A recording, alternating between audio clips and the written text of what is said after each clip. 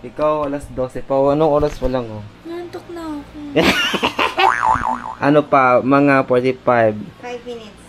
5 minutes? Ano pa? 10 minutes pa, be? Wish. Wish upon a star. Hindi, kasi 12 pa. Happy birthday, happy birthday. Happy birthday. Yay! Lang. Ano yan? Sa'yo na to. Totoo ba? Wala pa po, guys. 5, ano pa lang? Anong oras pa lang ba? 46 pa lang. Mamaya pa magka-countdown. Kasi, ang oras ay 11:46. Inaantok na po kasi sa Trudees. Yes, thank you. Salamat. Ayaw mo kasi Pinipili niya. Order na kayo guys sa ano niya, sa kanyang negosyo. Ano yan, Rian's, ano yan? Sweet bites. Sweet Bites. May page siya guys, gumawa siya ng page.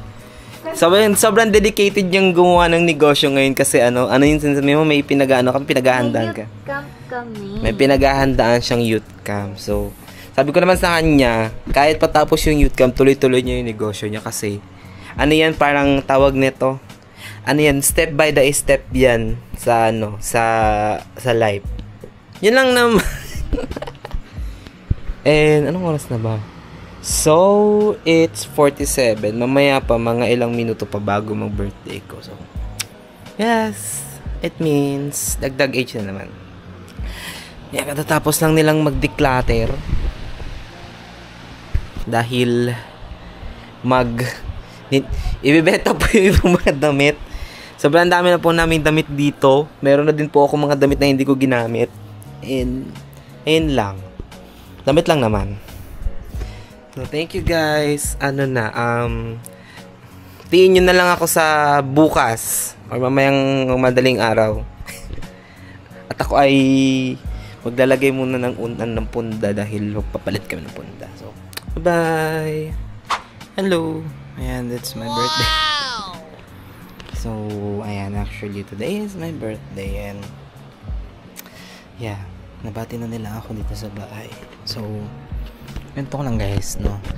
So, actually, I was born November 12, 1997, Wednesday.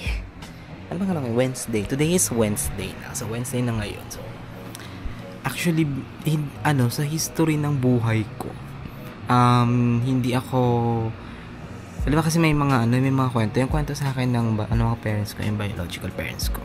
Hindi po ako pinanganak sa ospital. And, sinabi sa akin yun nung bata ako. Actually, hindi ako naipanganak sa ospital, pero, na-deliver ako sa mismong sasakyan, so sa taxi. So, yun yung pinaka-plot twist ng buhay ko.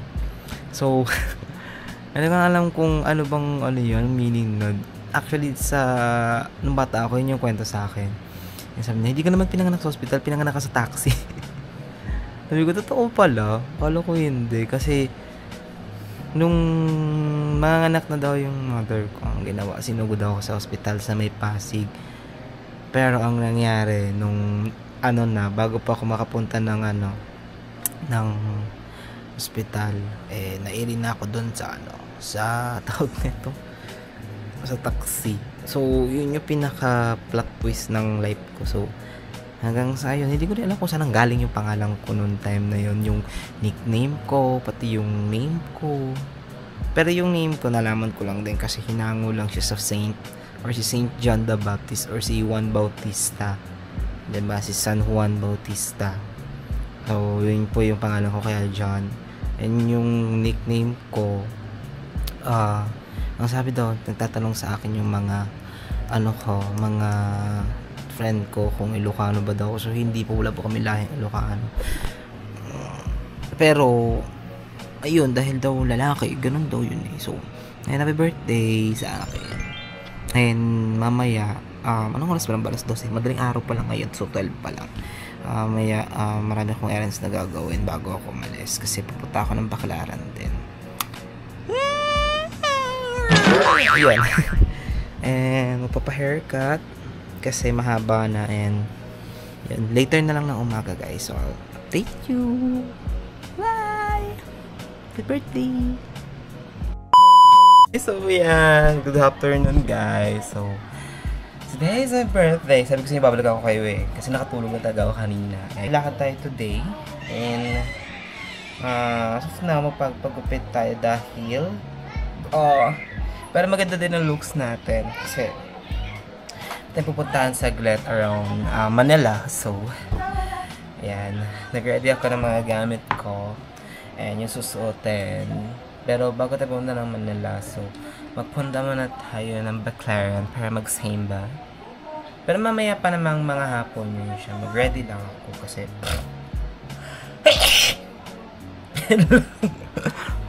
I'm so happy and excited na maging productive ngayong araw na to. Dahil hapon na. Pero nakagawa naman ako ng mga videos ko kaninang gabi or kaninang madaling araw. So, ituloy na natin to. So, happy birthday to me! Happy birthday to me!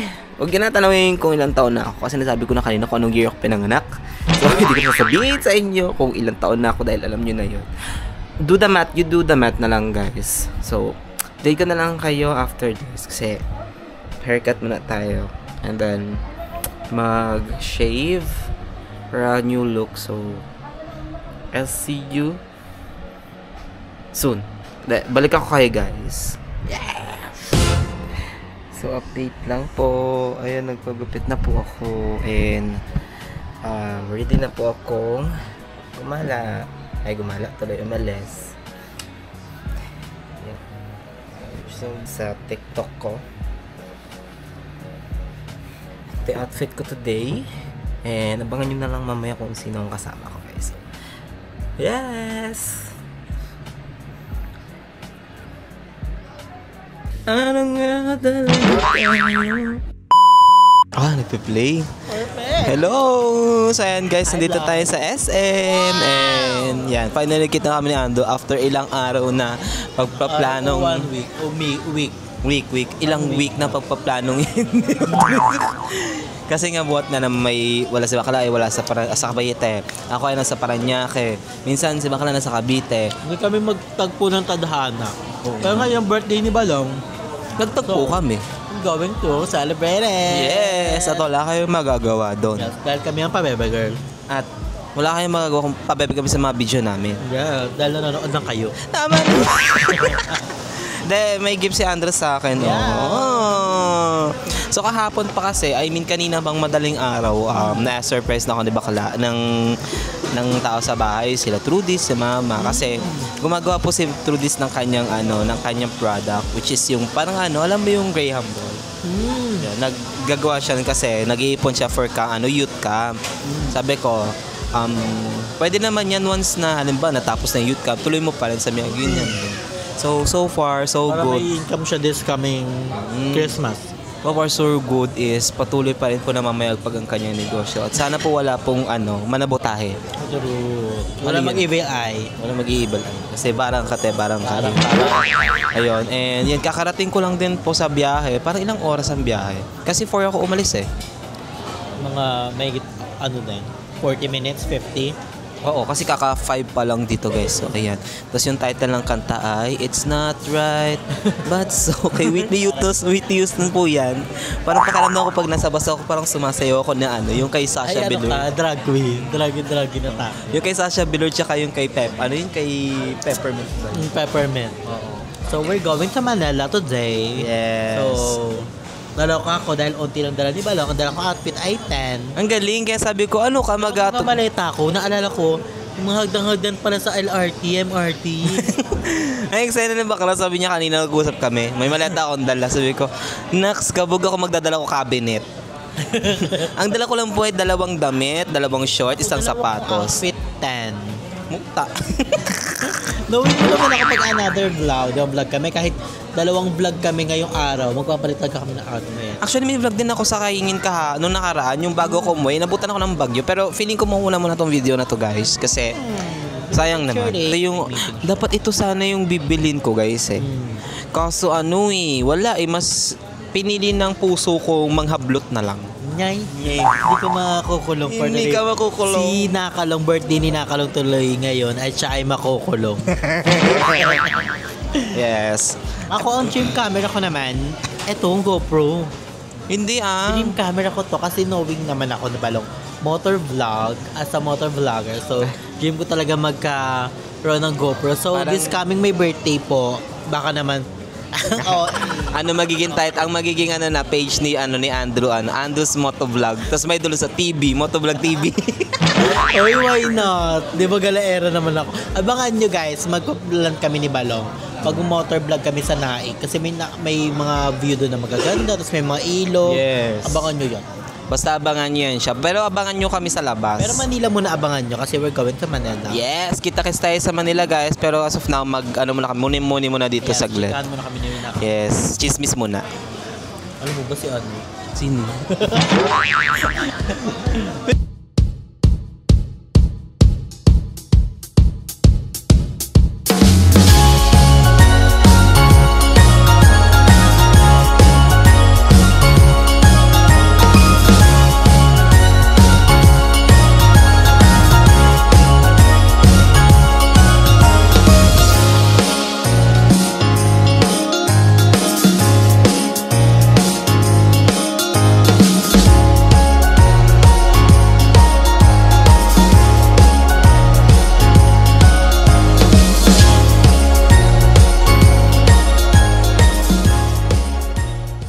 Yan, update po. Dito kami ngayon sa sa Asia World PTEX LRT station ng LRT 1 connected sa Baclaran. Sa Baclaran ginagawa. Ano po yung powder? Agad ako. Nabot. Hindi tayo nabot. Di kami naabutan. Sabi ko sa'yo takbo-takbo ka pa nakakahingal Dati tinalong ko na lang pala yung Tinalong ko doon sa may yung hagdan. Ay, ikaw. Eh kasi tatlo Nasa Asia tayo. Nasa Asia World Cup. Ay, na Asia World. Hindi Asia World kasi PITX siya. Pero actually, Malungkot si Mother. Asia World. Yan na! Ayun, buti na lang may parating na isang trend pa. So, let's go! Ayun na siya, guys. Actually, hindi, hanggang 9 kasi ang biyahe na ito dito. Pero lapit lang na ito pagdating ng Parañaque. Santo Niño. Ay, pwede tayo bumaba sa SM. Oh, SM Sukat. Pwede. Doon ako sumakay nung pinakaunang sakay ko. Sakay ko doon, guys. Unang sakay ko, naligaw ako. Ang baba ko is dapat PTEX. Ang ending, Mia Road yung nababa ko. Eh, bawal pa naman yun. So, ayun lang. Di naubusan kasi ng gas. Yan, so... Gustong puto. Chargeable yan eh. Ay, e-bike. Huminto pa siya Di ba, bagal talaga yun siya kasi iikot yan siya. Simple girl lang po kami, computers.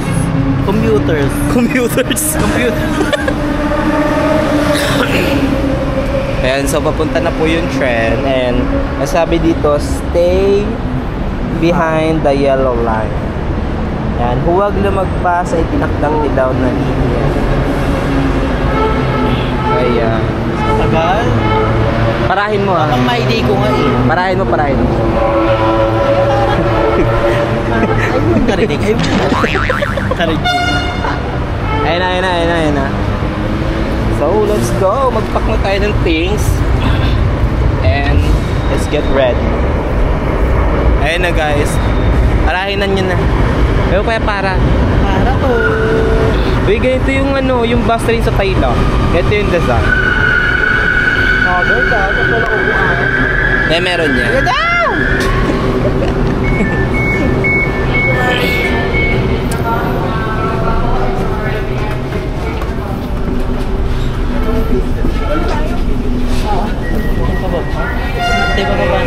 EDSA Extra. Huwag ko lang yung powder ko, hindi pwede ko. Agad yan. Balik tayo sa tansa.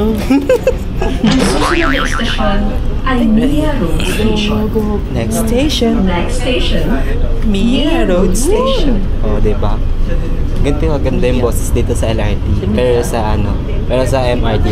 Wala siya yung ganito yung boses.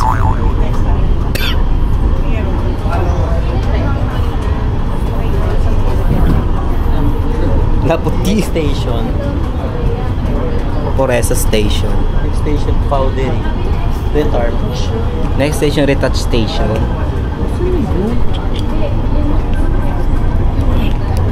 Wala lagi handa. Next station, Contour Station. Mga ganap sa LRT. Kuya, ba't nilalabas mo dito? Aray ko, ito ba yung labas? Ang ganda yun. So, ayan guys. Eh, di naman kita kasi madilim. Maganda to pag umaga. Ina po. Paparating na sa Mia Road Station. Ang ganda. Approaching Mia Road Station. Ang ganda ng boses ng ano no, ng ano to, ng LRT. LRT1. Mia Road Station. Mia Road Station. We're here at Smart Araneta Coliseum. Look at that. So, after na ilang biyahe, like, from PITX, Pangagard sa ano, MRT. from PITX, Hindi ka na kami malakan. PITX down to EDSA, EDSA to PITX to Aran- LRT, LRT to MRT. Yes. Dapat. Ganun po ka-haggard and unexpected. Sobrang dami ng tao talaga pag Wednesday. Hindi ko naman na ina-expect yun kasi, hindi ko naman na inaano yun. Pero, expected ko na po na ganun lagi ang kalakaran ng MRT pagpasok ng mga 6 p.m. Kasi usually rush hour na yun siya. Kumbaga parang nagsasabay na 7 or 6 to 7. So, kumbaga parang ano na siya guys. Tawag neto, nagsasabay na yung uuwi at saka mga papasok ng panggabi. So, ayun. So, dito kami ngayon sa Smart Araneta Coliseum. Sa likod to. Ayun na sila naglalaro sila Baltes. Oh, sa likod to, ito yung entrance. Kasi meron pang isa, yung entrance na sa kabila. Meron naman sa kabila, guys, nandun yung katapat ng Carnival Mall.